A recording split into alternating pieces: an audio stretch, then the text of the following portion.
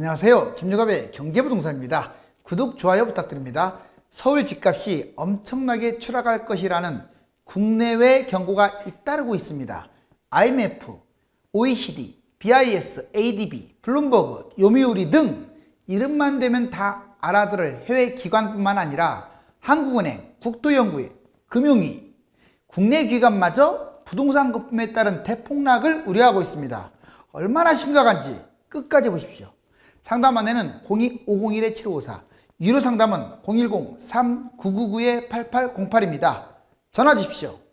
자, 서울 아파트 80% 대출학 8월 집값 진짜 큰일 난다. 보면 이 피투성이의 집이 지금 이렇게 쭉 보이죠? 자, 정말로 영끌 피투 심각합니다. 자, 얼마나 위험한지 볼까요? 부동산 거품 최대 대폭락이 일단 이 자료를 한번 보자고요. 자, 별표 한번 쳐볼까요? 부동산 거품 최대 대폭락이 그냥 뭐 많이 올랐으니까 위험하다 이 차원이 아니에요. 보세요. GDP 대비 부채, 가계부채는 103.6%로 세계 최강이에요. 지금 이 가계부채가 100%를 넘는다는 것은 상당히 위험한 거예요. 기업부채 116.5, 기업부채가 좀 더 많아요. 그렇지만 기업 건전성은 가계 건전성보다 높습니다. 정부부채 60%, 원래 적었었는데 빠른 속도로 세계 거의 2위, 3위 수준으로 지금 날아가고 있어요. 정부부채가 코로나 때문에. 자, 그 다음에 국제기관 경고를 보인 곳이 OECD, IMF, BIS, ADB, 블룸버그, 요미우리 등등입니다. 그 다음에 국내 기관도 한국은행, 금융위, 국토연, 건산연 이런 데서 하나같이 가계부채와 집값 거품 이 두 가지를 싸잡아서 비판하고 있어요.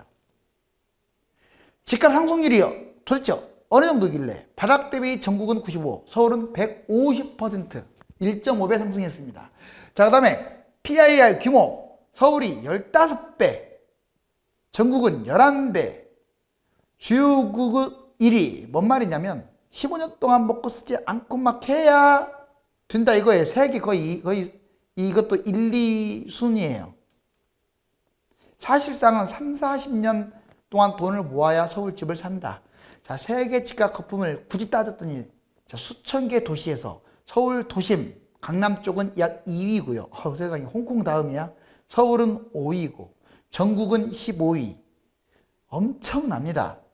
자, 이거는 GDP도 무시하고 지금 무작위로 이렇게 왜 여러분들이 이걸 알아야 하냐면 지금 집값이 계속 뛰는 것만 보고 이런 것들 이면을 보지 않으면 안 돼요. 아, 참 이왕 말 나온 김에 이 얘기는 해드릴게요. 왜 당신은 계속 집값 떨어진다고 하는데 계속 올라가느냐. 제가 뭐라고 했습니까? 여름은 특별 변수가 없으면 지금 강력한 대책이 안 나왔기 때문에 당분간 계속 올라갈 것이라고 얘기하잖아요. 최대치 내년 대선 이후에 1년까지는 집값 뛸 수도 있다. 이거 꼭 명심하세요. 당장 지금 폭락이 아니라 분명한 사실은 엄청 위험하다는 거예요. 떨어지게 되면. 자, 국내의 주요 기관이 얼마나 강력 경고를 하고 있는지 보세요. IMF, 한국 가계부채 집값 거품 경고. 노골적으로 가계부채를 들쑤시고 있고, OECD, 주택 거품, 특히 집값이 너무 많이 뛰었다 이 경고. 금융 비대칭, 너무 실물 자산의 거품이 심하다. BIS 은행에서는 가계부채 아주 심각하다. 신용갭 이미 오히려 신용갭 이게 신흥국가를 추월해 버렸다. ADB 한국 내 집 마련 이 부담지수가 아시아 지금 1위랍니다. 블룸버그 코로나 유동성으로 부동산이 급락할 수 있다. 한국은 가계거품이 심하기 때문에 코로나 나중에 이제 유동성이 끝나고 난 다음에는 폭락할 수 있다 이거예요. 요미우리 비꼬고 있습니다. 연봉 18배 거품, 도쿄는 8배, 7배밖에 안 되는데 서울이 연봉이 18배다. 인구 급감, 붕괴할 가능성이 크다. 자, 한국은행, 가계부채, 집값 거품, 세계 최고 수준이다라고 아예 우리나라 은행인 한국은행도 경고하고 나섰고, 국토연구원 10년간 6.4%나 하락할 것이고, 공급 과잉, 금리 인상이 뒤를 따른다. 자, 이것만 아니라 금융위도 경고를 하고 있죠? 어떻습니까? 국내의 유수 기관 아닙니까? 자, IMF 한국 부동산 위험하다. 자, 왜 위험하냐?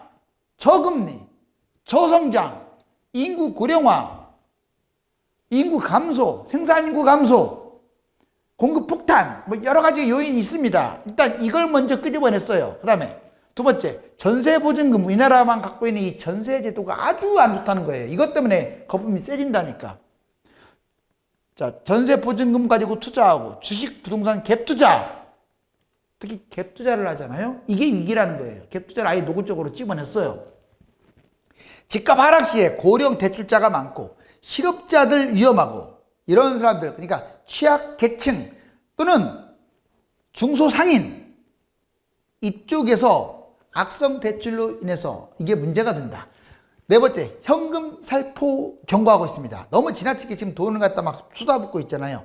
대외 의존도가 높고, 그 다음에 환율이 취약해요. 우리나라가 기축국가 아니라서. 또 해외 이 경제가 해외 의존도가 60%, 다른 나라 2위보다 무려 2배나 높아요. 우리나라가. 다른 나라 2위가 30% 정도 준다면 우리나라는 60%가 대외 수출 먹고 사는 나라라다 보니까, 그러면 상당히 취약하다는 거죠. 장기 침체에도 대비해라. 가계부채, 상환 능력이 떨어지는 대출자의 비율이 높다. 아까 말씀드렸잖아요. IMF가 지금 계속 경고하고 있죠. 전세대출, 금융 시스템의 화약고다. 우리나라 지금 그 서민들 도와준답시고 전세대출을 막 해줬는데 이것 갖고 또 집을 샀어요. 자, 은행 전세대출 지금 폭증하고 있다. 생각보다는 IMF가 많이 알고 있네요. 자, 이번에 요미우리 신문, 한국부동산 연봉 18배 거품 심각, 도쿄 아파트값 연봉 11배, 서울 18배, 일본 언론도 미쳤다라고 표현해요. 아예 노골적으로. 요미우리, 서울이 세계에서 가장 아파트 사기가 어려운 도시다. 부동산 불패 영끌, 서울 아파트값 경제 규모를 훨씬 뛰어넘었다. 문재인 정권 90년이 저하되고 이 집값 때문에 정권 교체가 현실화될 수도 있다. 라고 아예 선을 넘었네요. 자, 이제 한국 지각거품, 요미우리 신문. 한국 연봉 18배, 일본 11배인데 런던 8.6배, 뉴욕 5.9. 어떻습니까? 심각하죠. 강남 세계 최고 수준이다. 영끌 매입. 한국은행 저금리 탓이 가장 크다. 집값 폭등, 정권 교체 현실화될 수도 있다. 이거 내정 간섭 아니나요? 자, 인구 급감 아주 심각하다. 자, 집값 거품 통계. 서울 중위가 10억, PIR 규모 주요국에서 2위, 서울 도심 집값 2위, 가계부채 증가율 2위, 인구 급감, 1인 가구 증가, 다주택 매물, 공급 과잉, 출산율도 꼴찌예요. 그러니까 1위. 큰일이죠. 자, 이제 가계부채와 금융위기를 다시 한번 정리해보면, 자, BIS 국제결제은행인데 가계부채 20년 최고 수준, 경보 단계라고 아예, 경고가 아니라 경보. 신용갭 신흥국절했다. OECD 2020 한국경제보고서, 유동성이 자산거품을 초래하고 금융비대칭 아주 위험하다. 특히 자산거품이 심하다. IMF 한국금융부분평가 프로그램, 전세제도 특히 이거 비판했고, 가계부채 금융 리스크가 아주 위험하다. ADB 한국내집마련부담지수가 1위고, 자, 집값 하락 시에 장기 경제 침체에 돌입할 수 있다. 한국은행, 이제 우리나라 은행에서도 지금 부동산 거품. 근데 개인적으로는 그래요. 우리나라 건 우리나라가 할 수 있잖아요. 경고하지 말고 지금 금리 인상 당장 하시라고요. 왜 경고만 해? 자, 이주열 씨, 당신 책임이 커. 만약에 거품이 터지면. 한국은행 부동산 거품 터진다. 아예 노골적으로 지금 이렇게 말을 하고 있어요. 가계부채 집값 거품 강력 경고. 전국 단위 부채 급등 이거 경고하고 있고, 주택 구입, 전세, 주식 등도 거품이 심하다. 전세 상승, 집값 폭등의 원인이고, 금융감독원 수차례 추궁할 정도로 비판하고 있죠. 자, 민간 소비, 경기 회복, 불확실성 아주 크게 우려되고 있다 이렇게 얘기하고 있습니다. 코로나 확대, 다시 또 확대되고 있는데 경제 악화, 서비스업, 민간 소비는 엄청나게 타격, 백신 상용 부작용 장기화, 특히 이게 신규 바이러스가 문제가 되는 거예요. 지금 빠르게 1, 2차 백신은 맞고 있지만 새로운 거에 대해서는 또 대응책이 나와야 돼요. 금융 불균형 위험도 증가하고 있다라고 한국은행도 지금 같이. 고용 상황, 특히 우리나라가 실업자들이 많은 게 문제인 거예요. 그게 악화됐다. 고용 상황, 회복 지연, 장기화, 대면 서비스업 고용이 아주 심각하다. 또 채용이 제대로 안 되고 있어요. 악화되고 있고, 생산, 투자 이런 것들이 악순환. 일시 휴식, 실업복직도 늦어지고 있어요. 특히 우리나라는 그 실업수당이 천문학적으로 나가고 있대요. 누구는 아예 그냥 재미 삼아서 쉬는 사람도 있어요. 규칙적으로. 그런 사람들 몇 회 이상은 아예 안 줬으면 좋겠어요. 이것도 다 세금으로 나가는 거잖아요. 부득이한 거에서 줘야죠. 그 다음 국토연구원, 그 다음에 금융위, 폭락 전망. 국토연구원하고 금융위까지도 폭락을 전망하고 있어요. 공급 폭탄 추가 위험 요인도 있다. 자, 폭락 전망 2사 대책 이후 10년간 6.4. 이 사람들이 말하는 6.4는 사실상 몇십 % 떨어진다고 보시면 돼요. 10년간 하락한대요. 장기 폭락을 지금 예고하고 있습니다.